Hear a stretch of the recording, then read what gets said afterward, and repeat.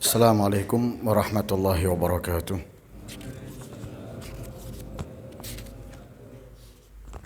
Bismillahirrahmanirrahim. Alhamdulillahi rabbil alamin. Wa bihi nasta'inu ala umuri dunya waddin. Wassalatu wassalamu ala sayyidil anbiya'i wal mursalin. Sayyidina wa maulana Muhammad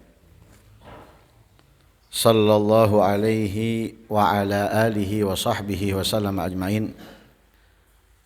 Nawaitu ta'allum wa ta'alim wa naf'a wal intifa' wal mudzakarata wa tadhkir wal ifadata wal istifadah wal hatha la tamassuki bi kitabillahi wa sunnati rasulih wad du'a ilal huda wad dilala alal khair ibtigha'a wajhillahi wa mardatihi wa qurbihi wa thawabihi minallahi ta'ala. Qala al-musannif rahimahullah wa nafa'ana bihi wa almikum fid darain amin. At-ta'rif bil kitab. Alhamdulillahil amiri bil ilmi wal amali wa ta'lim.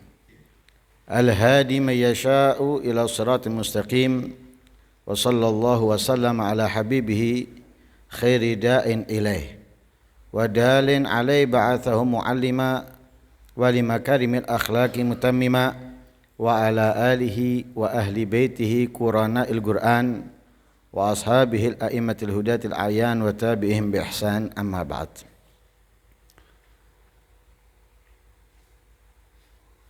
Ini pengenalan tentang kitab Maghasid Halaqat.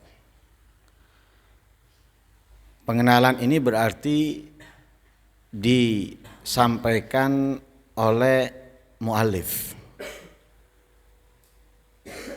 atau perangkum, yaitu Al-Habib Umar bin Muhammad bin Salim bin Hafid. Adapun di pertemuan yang lalu adalah kata pengantar dari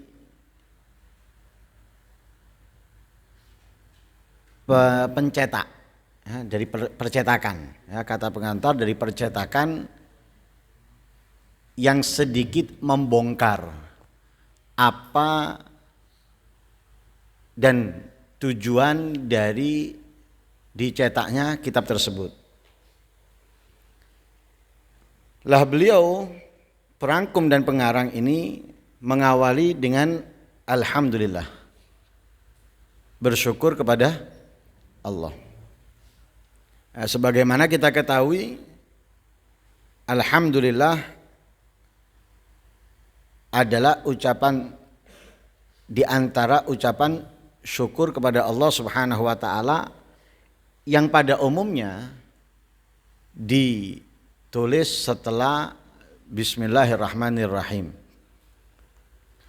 Tujuannya sama antara bismillah dengan hamdalah, yaitu iktidaan bil Qur'an dan imtithalan li qauli Nabi sallallahu alaihi wasallam di dalam riwayat kullu amrin dzibalin la yubda'u fihi bi alhamdulillah fahuwa aqta wa fi riwayat abtar wa fi riwayat ajdam.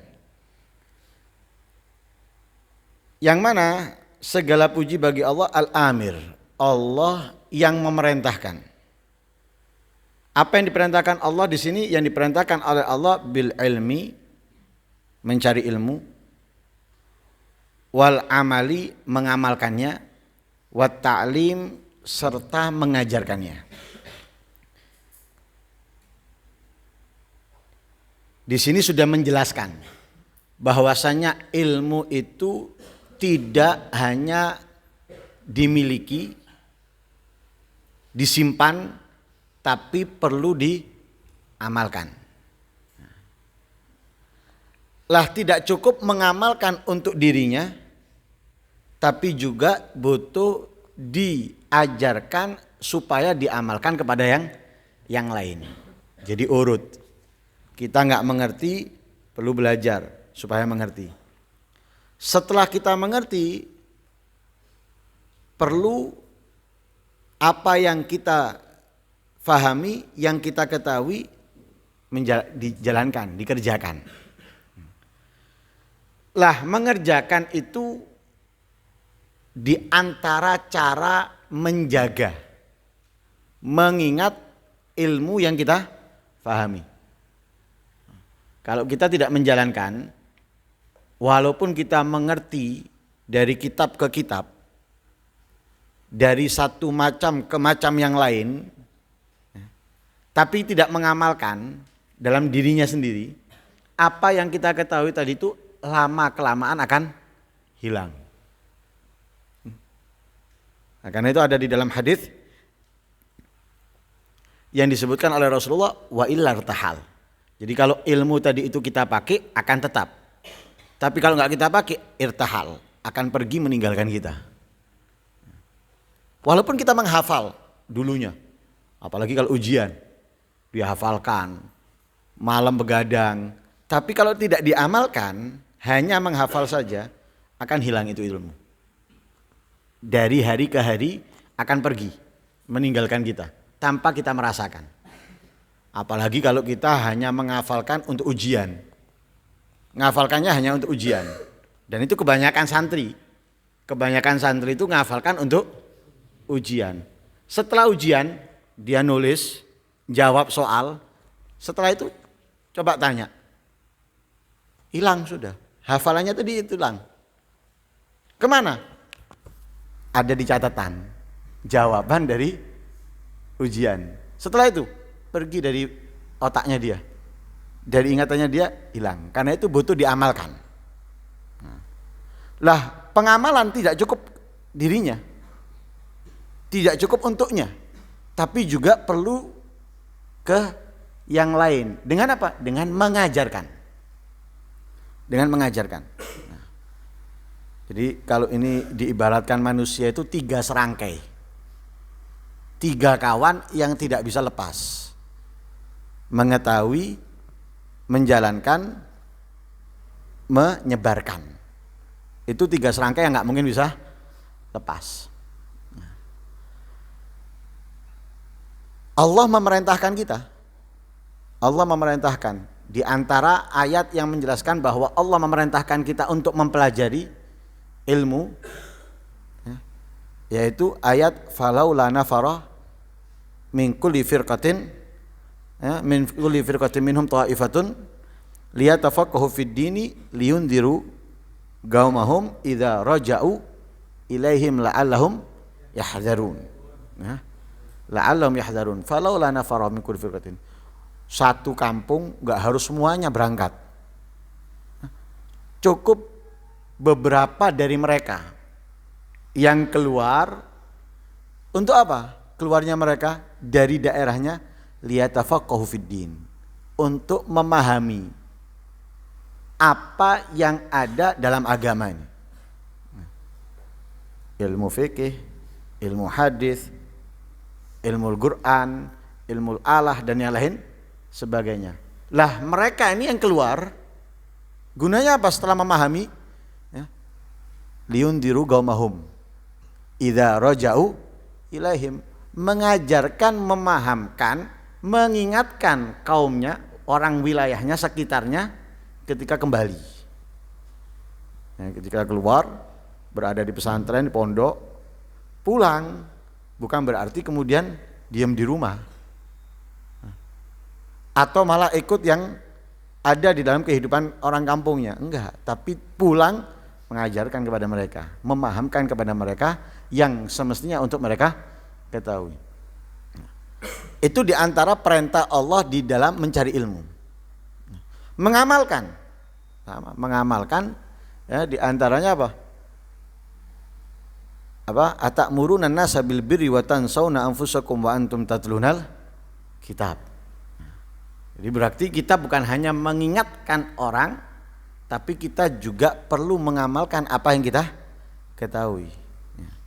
Lah kalau kita hanya tahu tapi nggak mengamalkan, itu diserupakan oleh Allah anjing atau keledai. Matsalul ladzina humilu taurata kamatsalil himar yahmilu asfara. Artinya cuma kalau dia paham, ngerti tapi nggak mengamalkan, ya, diserupakan oleh Allah seperti keledai, ya, atau seperti lemari isinya kitab, ya. Atau mungkin cerita yang sering kita dengar, Himar Raudhah. Ya. Ada orang yang hafal kitab Ar-Raudhah miliknya Imam Nawawi, hafal dari nomornya, halamannya, ya, juz berapa.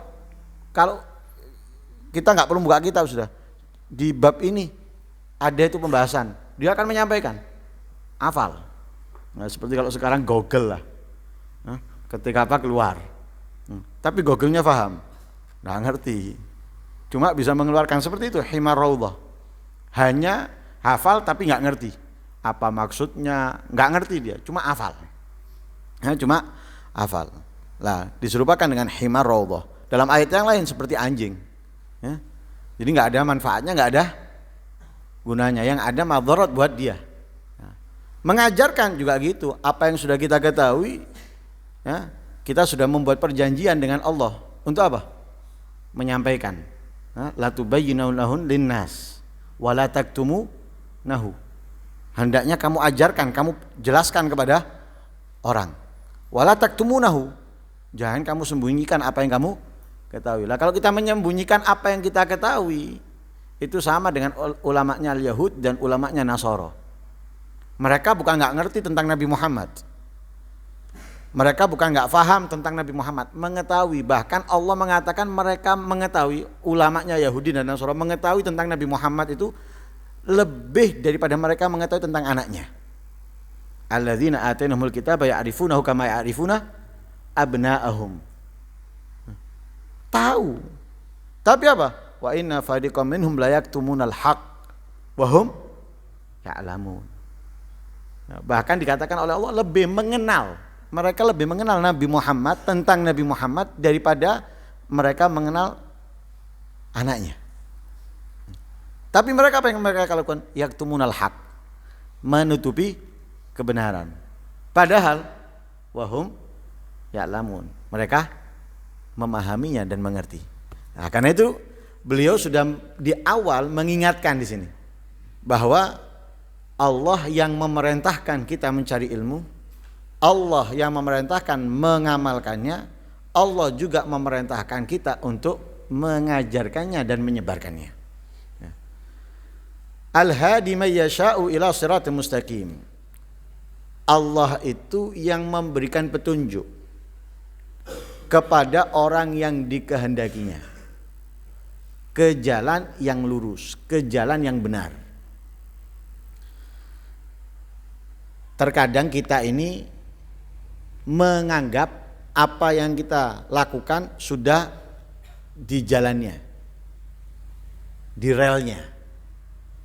Tapi kalau kita tidak mendapatkan hidayah dari Allah, mungkin kita berada di jalan yang salah.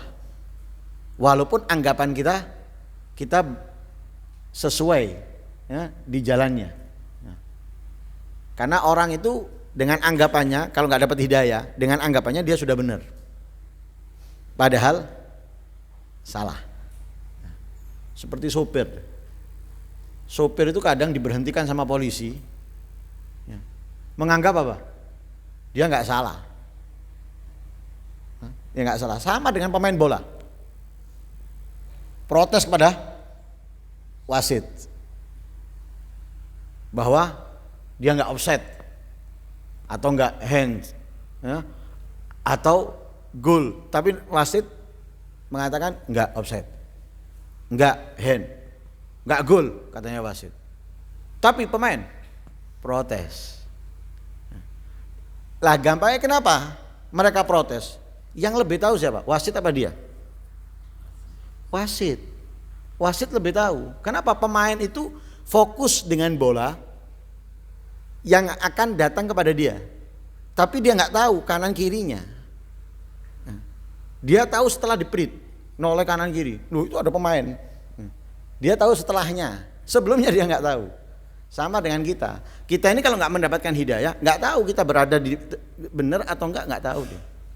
Setelah mendapatkan hidayah, baru kita bisa tahu, oh kita ini berada di tempat yang benar. Karena itu kita diajarkan dan diwajibkan untuk selalu minta hidayah. Kapan? Setiap sholat minimal. Ihdinas siratal mustaqim. Kita diperintahkan selalu. Minimal kalau kita hanya sholat 5 waktu aja sudah 17 kali kita dalam satu hari meminta kepada Allah ihdinas siratal mustaqim.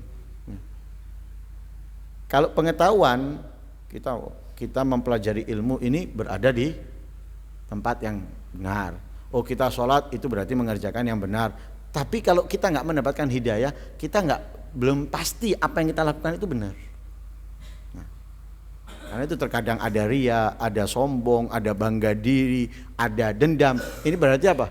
Dia tidak mendapatkan hidayah. Tapi kalau sudah mendapatkan hidayah, dia tidak hanya mengerjakan, tapi dia akan merubah, membenarkan keburukan yang ada di dalam dirinya.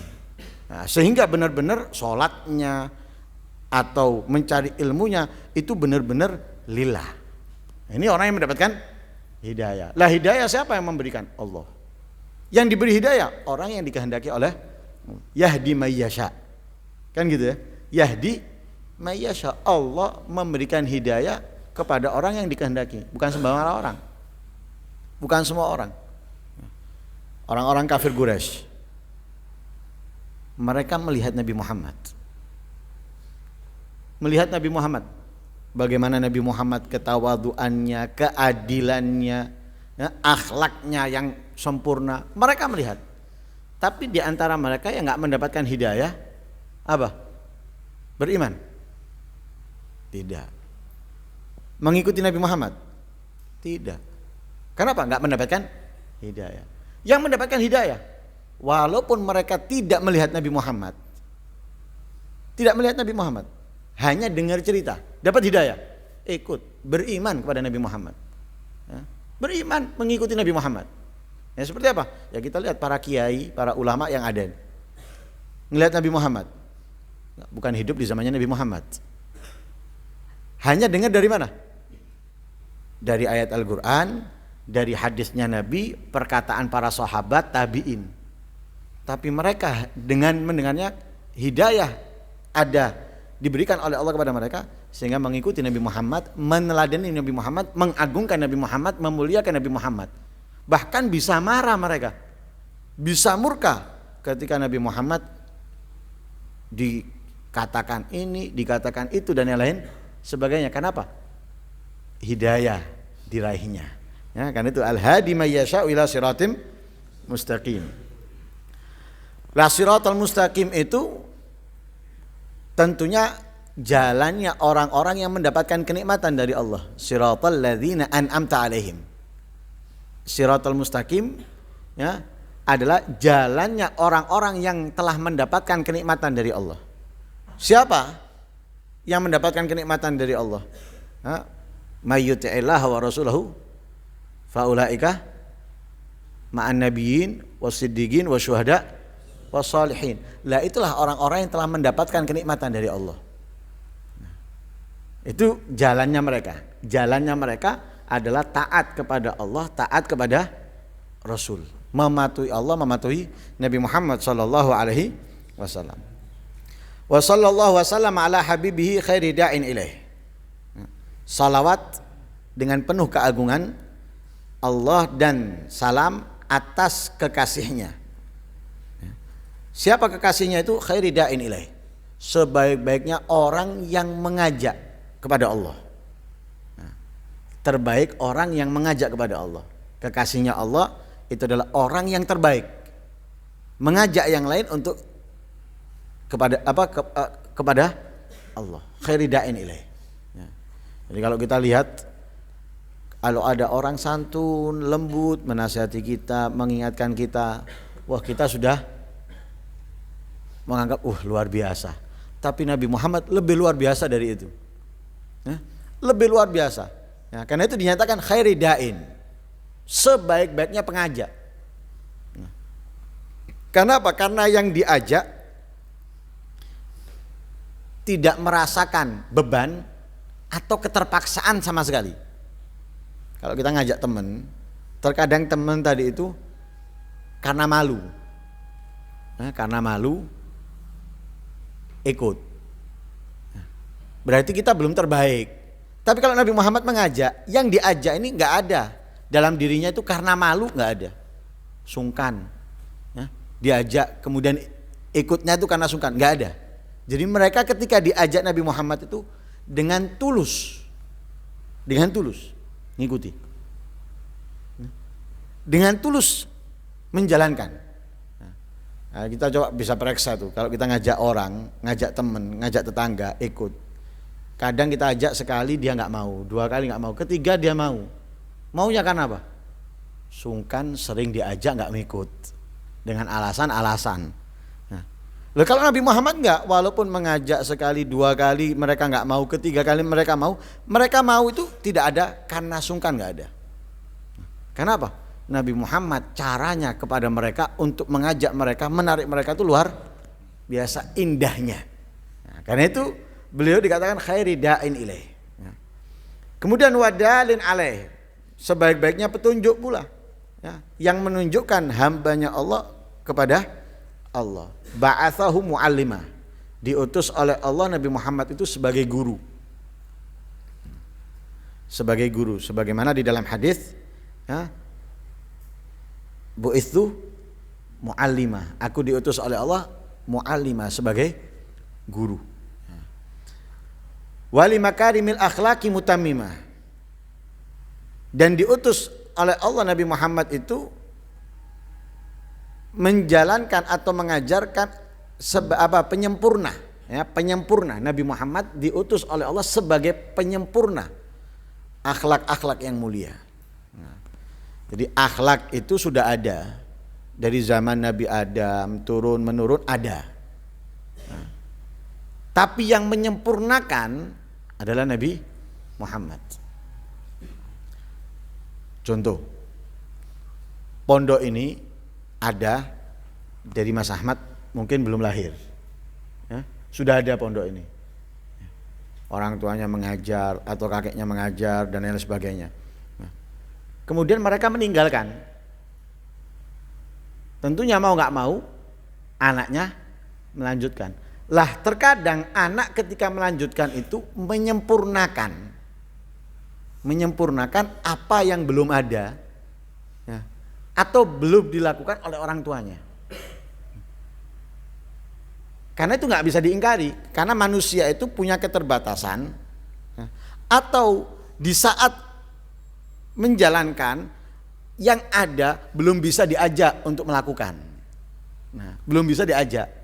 Ketika meninggal digantikan yang sudah ada ini bisa diajak. Nah, dulu mau diajak tapi nggak memungkinkan. Karena apa? Yang diajak belum mampu, belum bisa. Nah, tapi ketika berjalannya waktu digantikan oleh anaknya kemudian melakukan. Loh, menyempurnakan apa yang dari orang tuanya. Lah nanti juga gitu cucunya akan menyempurnakan dari apa yang ada di kakeknya terus, ya. Dan kita bisa lihat itu pondok-pondok yang sekarang semakin besar, semakin berkembang. Kenapa? Turun menurun. Ini menyempurnakan orang tuanya, kemudian yang cucu menyempurnakan, ya, dari kakeknya dan menyempurnakan dari orang tuanya, terus seperti itu. Nah, Nabi Muhammad penyempurna akhlak daripada para nabi. Para nabi mengajarkan akhlak ini, akhlak itu dan yang lain sebagainya. Nah, yang menyempurnakan akhlaknya para nabi Muhammad. Nah, tapi hebatnya Nabi Muhammad yang menghiasi akhlak. Yang menghiasi akhlak, mempercantik akhlak Nabi Muhammad. Bukan dipercantik akhlak. Nabi Muhammad bukan dipercantik akhlak, tapi akhlak dipercantik oleh Nabi Muhammad. Kasih gambaran, kita ini bisa dilihat orang bagus, ya, bisa dinilai orang baik karena apa? Karena akhlak. Karena akhlak baru orang bisa menilai kita. Orang bisa senang dengan kita karena akhlak. Tapi kalau nggak ada akhlaknya, walaupun ilmunya luas, walaupun punya duit banyak, walaupun ganteng atau cantik, tapi kalau nggak ada akhlak, nggak ada yang suka, nggak ada yang suka. Siapapun itu, yang diajar nggak seneng, kenapa? Nggak punya akhlak yang ngajar. Yang diajak nggak seneng, Dengan yang mengajak kenapa? Yang ngajak nggak punya akhlak. Begitu juga seterusnya. Jadi kita dihiasi oleh akhlak, dipercantik oleh akhlak. Tapi Nabi Muhammad mempercantik akhlak. Nabi Muhammad mempercantik. Jadi akhlaknya terlihat semakin indah karena Nabi Muhammad. Gampangannya orang ganteng atau orang cantik, walaupun pakai pakaian murah, akan kelihatan mahal. Kenapa? Karena yang make. Kalau kita yang make misalnya, walaupun mahal, kita make, walaupun mahal, tapi akan terlihat apa? Murah, karena nggak cocok yang make. Ya kan gitu ya, nggak cocok, nggak ganteng, nggak putih, nggak besar, gagah misalnya, pakai baju mahal. Orang ngelihatnya apa? Paling beli di kaki lima itu, di alun-alun, pasti nilainya orang. Tapi kalau misalnya ada baju murahan, harganya mungkin 15.000, dipakai orang kaya, orang akan menilai apa? Mahal itu kaosnya itu. Padahal 15.000. Jamnya juga gitu. Jamnya beli 20.000, tapi berada di tangannya orang kaya, orang menilai, wah apik jamnya, bagus jamnya. Padahal kalau ditunjukkan 20.000, 20.000. Nah, itu seperti akhlak. Akhlak ketika nempel ke Nabi Muhammad, akhlaknya terlihat indah.